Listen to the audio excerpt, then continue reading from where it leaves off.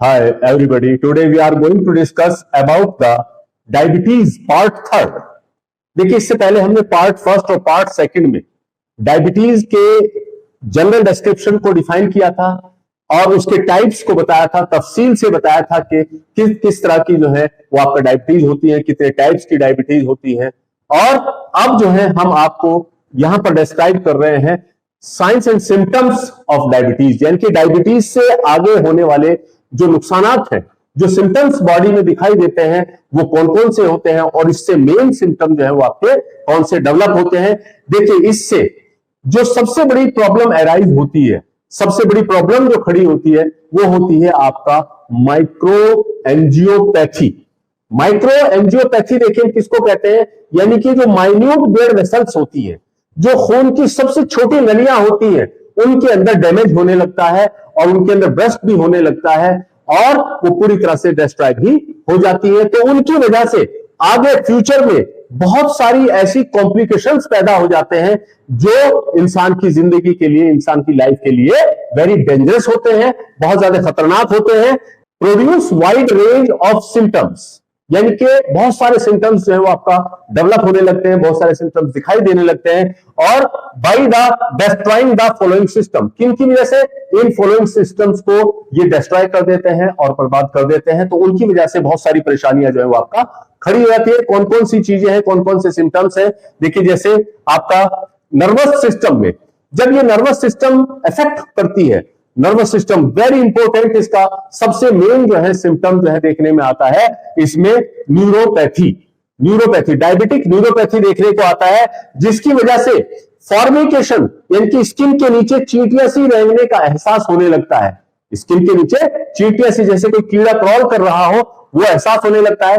Tingling होने लगती है, सनसनी होने लगती है और नब्बनेस, आगे आने वाले वक्त में हाथ पैर जो है वो आपका सुन्न होने लगते हैं। और burning sensation in hand and feet, हाथों और पैरों के अंदर जो है इन पोर्शंस पर जो है वो आपका बर्निंग सेंसेशन, जलन जो है वो महसूस होने लगती है। कभी कभी हेडेक भी देखने को मिलता है, में हेडेक, कभी कभी हेडेक भी देखने को मिलता है। और डायबिटिक न्यूरोपैथी होने की वजह से डायबिटिक फुट जैसी कंडीशन भी पैदा हो जाती है, इनकी गैंग्रीनिक कंडीशंस भी, क्योंकि वो ब्लड वेसल्स भी डैमेज हो रही है, वहां की नर्व सप्लाई भी डैमेज हो रही है, तो उसकी वजह से वहां पर गैंग्रीन जैसी कंडीशन फॉर्म हो जाती है एट द फुट। नंबर 2 पर आता है किडनीज। देखिए इसमें सबसे पहली चीज होती है पॉलीयूरिया, यानी कि फ्रीक्वेंट यूरिनेशन, पेशाब बार बार जाना। यानी कि नॉर्मली जो होता है वो आपका 300 से 500 ml की तादाद में यूरिन जो है पास आउट होता है, लेकिन जब ये 500 ml से 2000 ml तक बढ़ जाता है, यानी कि कंटिन्यू बढ़ता चला जाता है, तो वहां पर किडनी को बहुत ज्यादा फंक्शन करना पड़ता है। तो उसकी वजह से आगे आने वाले वक्त में रीनल फेल्योर का भी खतरा रहता है। और बार बार यूरिनेशन होने की वजह से, बार बार पेशाब वगैरह जाने की वजह से बॉडी डिहाइड्रेट होने का भी खतरा रहता है। और उसके डिहाइड्रेशन की वजह से क्या होता है कि पेशेंट को जो है आपका सीवियर थर्स्ट, बहुत ज्यादा प्यास लगती है। और कभी कभी देखने आता है यूटीआई, यानी कि यूरिनरी ट्रैक्ट इंफेक्शन फीमेल्स के अंदर देखने को मिलता है। और मेल्स के अंदर जो है वो आपका बेलेनाइटिस, यानी कि आगे वाला जो पोर्शन है पेनिस का, उसके ऊपर जो है स्वेलिंग वगैरह आने लगती है। और लास्टली क्योंकि किडनी को बहुत ज्यादा फंक्शन करना पड़ता है, तो लास्ट में आकर आपका रीनल फेल्योर की कंडीशन भी पैदा हो जाती है। Number 3 skin.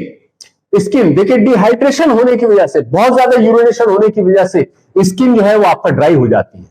और जैसे लिप्स है, माउथ जो है बिल्कुल खुश्क हो जाता है, लिप्स बिल्कुल जो है खुरदरे हो जाते हैं, खुश्क हो जाते हैं। तो और स्किन जो है वो आपका ऐसी हो जाती है, ऐसी व्हाइट हो जाती है, ऐसी कलर, यानी कि जैसे रात जैसा चेहरा हो, यानी कि उसके ऊपर रौनक नहीं रहती है।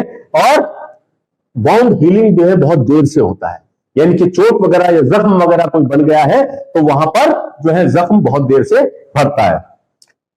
हार्ट पर क्या इफेक्ट डालती है, देखिए हार्ट जो है इरेगुलर हार्ट बीट, और इलनेस की वजह से, इलनेस की इरिटेशन की वजह से बीपी इंक्रीज होने लगता है, बीपी हाई होने लगता है। और लास्टली जो है वो आपका साइलेंट अटैक भी देखने में आता है शुगर के पेशेंट्स को। आईज, आंखों के ऊपर क्या असर पड़ता है, आईज में आपका डायबिटिक रेटिनोपैथी हो जाती है, यानी कि आंखों से धुंधला दिखाई देना शुरू हो जाता है और धीरे धीरे धीरे वो ब्लाइंडनेस की तरफ चला जाता है, यानी कि आदमी अंधा भी हो जाता है। अदर्स, इनके अलावा यानी कि nervous system, kidneys, skin, heart, eyes के अलावा और क्या सिम्टम्स जो है वहां पर दिखाई देंगे, वो आपका जो है वेट लॉस होने लगा due to breakdown of fatty tissues, क्योंकि जो आपका शुगर जो है सब्सटेंस है, ये फैटी टिश्यूज को जो है क्या करते हैं, वो डिस्ट्रॉय करने लगते हैं, वो जो है लॉस होने लगती है, ब्रेकडाउन होने लगता है। जैसे आपने देखा होगा कि अगर एक मिठाई की गोली आप किसी जगह पर रख दे तो उस पर क्या होता है, गंदगी आना, इकट्ठा होना शुरू होती है, यानी कि मक्खियां वगैरह, फ्लाइज वगैरह आना शुरू हो जाती है और वो उसको खाना शुरू कर देती है। बिल्कुल इसी तरह से आपका जो फैटी टिश्यू होता है वो हाई लेवल की वजह से, हाई शुगर लेवल होने की वजह से क्या होता है, वो ब्रेकडाउन होना शुरू हो जाती है। तो उसकी वजह से वेट लॉस होगा। जब वेट लॉस होगा तो इंसान के अंदर जो है वो आपका वीकनेस आना शुरू हो जाएगी और आगे आने वाले में उसको थकावट होने लगती है। थोड़ा सा चलेगा तो पिंडलियों के अंदर जो है वो बिल्कुल दर्द होने लगेगा और थकावट बहुत ज्यादा महसूस होने लगती है। शुगर के पेशेंट में देखिए कॉन्स्टिपेशन भी देखने को मिलता है।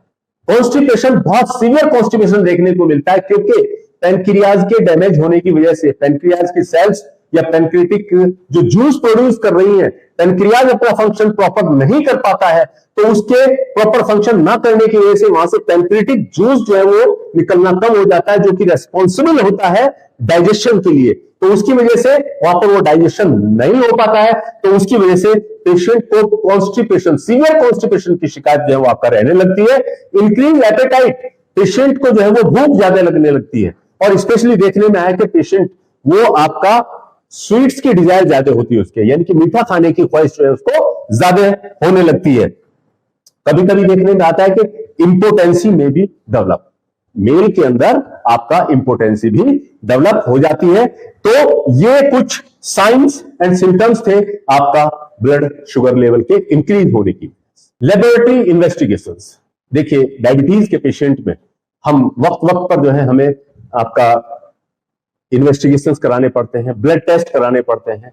तो उसमें देखिए बेस्ट जो वे होता है, यानी कि सही जो तरीका होता है शुगर टेस्ट कराने का, वो वेनस ब्लड लेके, वेनस ब्लड लेकर ही आप जो है ब्लड शुगर टेस्ट कराएं।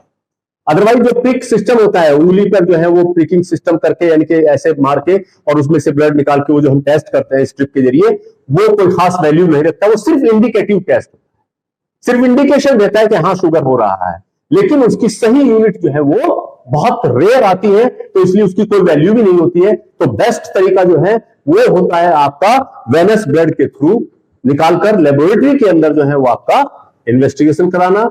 देखिए best test for diabetes, diabetes के लिए जो सबसे बेस्ट टेस्ट होता है उसको हम कहते हैं HbA1c, HB यानी कि हीमोग्लोबिन A1c, जिसमें हमें पिछले 3 महीनों की, लास्ट 3 मंथ की तमाम डिटेल्स जो है हमारे सामने आ जाती हैं। और क्योंकि उस पिछले 3 महीने में इंसान ने लापरवाही भी की होती है, खाना कभी भूखा भी रहा होता है, कभी बहुत ज्यादा खाना भी खाया होता है, कभी मिठाई वगैरह भी खाई होती है, बहुत मुख्तलिफ तरह के फ्रूट्स, सब्जियां, फल वगैरह सब कुछ खाए होते हैं। तो इसलिए उसमें पिछले 3 महीने तक की जो है रीडिंग आ जाती है, जो सबसे बेस्ट तरीका होता है आपका डायबिटीज का इन्वेस्टिगेशन करने का, यानी कि HbA1c, HbA1c टेस्ट आप कराते हैं, और उसमें अगर 5 to 6% आ रहा है, 5 to 6% आ रहा है तो आपकी शुगर नॉर्मल है। लेकिन अगर 6 to 7% आ रहा है तो आप प्री डायबिटीज के पेशेंट हो चुके हैं, प्री डायबिटिक हो चुके हैं, यानी कि आपको अब शुगर होने वाली है। अब आपको शुगर होने वाली है, ये इंडिकेशन आपके लिए है कि अब आप संभल जाएं, आपको शुगर होने वाली है। और अगर मोर देन 7% आ रहा है, 7% से ज्यादा आ रहा है, तो इट इज 100% श्योर कि अब आप डायबिटिक हो चुके हैं। अब आपको जो है आपका डायबिटीज नाम की बीमारी या डायबिटीज नाम की डिजीज डेवलप हो चुकी है। इसके अलावा कुछ टेस्ट और भी वैसे भी जनरली भी कराते हैं, जैसे आपका रैंडम करा लेते हैं, दिन में किसी भी वक्त आपका रैंडम जो है वो आपने ब्लड लिया और टेस्ट कर लिया। फास्टिंग ब्लड शुगर, यानी कि सुबह खाली पेट जो है फास्टिंग ब्लड शुगर कराते हैं, तो उसकी नॉर्मल जो रेंज होती है वो आपका 100 to 125 mg/dl नॉर्मल यूनिट है इसकी ये। और पीपी जो है आपका ब्लड शुगर, यानी कि पीपी ब्लड शुगर, यानी कि खाने के 2 घंटे बाद जब हम शुगर कराते हैं तो उसका जो नॉर्मल लेवल होता है वो आपका 140 mg/dl तक जो है वो आपका नॉर्मल की रेंज में आता है, उससे ज्यादा अगर हो रहा है तो आप जो है वो डायबिटिक हो चुके हैं। तो ये था हमारा आज का लेक्चर, डायबिटीज पार्ट थर्ड, यानी कि उसके साइंस एंड सिम्टम्स, क्या उसमें परेशानियां डेवलप होती हैं, कौन कौन से सिस्टम जो है वो डैमेज होते हैं, किसकी वजह से होते हैं, ये हमने आपको तफसील से इसमें बताया है। अपनी नेक्स्ट आने वाली वीडियो में तफसील से हम आपको इसके ट्रीटमेंट के बारे में बताएंगे, तो उस वीडियो को आप देखना ना भूलें। ट्रीटमेंट ऑफ डायबिटीज, जो नेक्स्ट वीडियो हमारा आने वाला है डायबिटीज का ट्रीटमेंट, उसमें हम बहुत सारे वे बताएंगे कि आप इसको कैसे ट्रीट कर सकते हैं, कैसे इसको मैनेज कर सकते हैं, क्या तरीका होता है मैनेज करने का। तो आप हमारी आने वाली वीडियो जरूर देखें, जरूर देखें। उससे आपको या आपके किसी जानने वालों में बहुत सारे रिलेटिव जो आज की दुनिया में बहुत सारे लोग जो है इससे पीड़ित हैं, तो उनमें किसी ना किसी को जो है इससे जरूर फायदा होगा। तो ये था हमारा आज का लेक्चर डायबिटीज। अगर इसमें से कोई सवाल आपके जहन में आ रहा है तो आप हमारे कमेंट बॉक्स में डाल सकते हैं। अगर आपको ये वीडियो पसंद आया हो तो लाइक शेयर सब्सक्राइब जरूर करें। थैंक्स।